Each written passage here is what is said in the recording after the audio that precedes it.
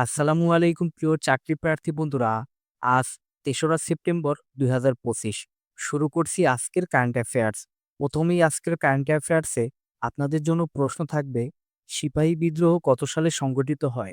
যার সঠিক উত্তর আপনারা কমেন্ট করে জানাতে পারেন, তবে ভিডিওর মধ্যে আমি দিয়ে দিব। বর্তমানে বাংলাদেশে মোট প্রাথমিক বিদ্যালয়ের সংখ্যা কত? যার সঠিক উত্তর হচ্ছে ১,১৮,৬৬০টি। তার মধ্যে ৬৫,৫৬৭টি সরকারি।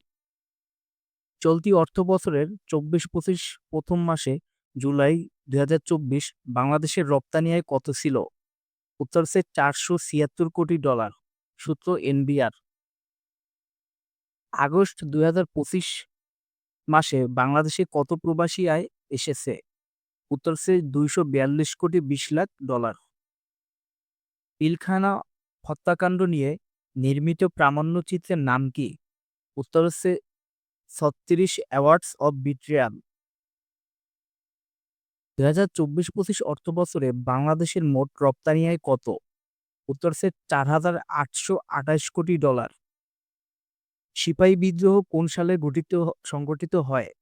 উত্তর হচ্ছে ১৮৫৭ সালে। বাংলাদেশে প্রথমবারের মতো 5G সেবা চালু করেছে কোন মোবাইল অপারেটরগুলো? উত্তর হচ্ছে গ্রামীণফোন ও রবি আজিয়াটা লিমিটেড।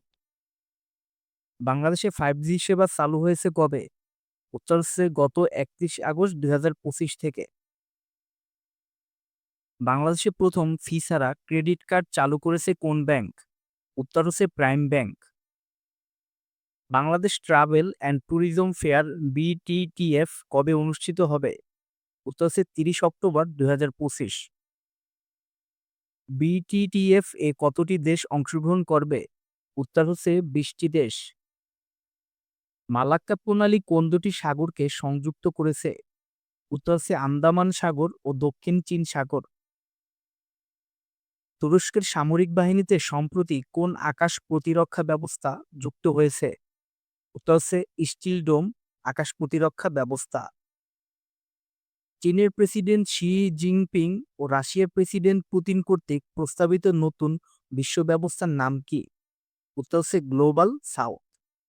প্রিয় চাকরি প্রার্থী বন্ধুরা, ভিডিওটি ভালো লাগলে অবশ্যই আমাদের চ্যানেলটি সাবস্ক্রাইব করবেন। ধন্যবাদ সবাইকে।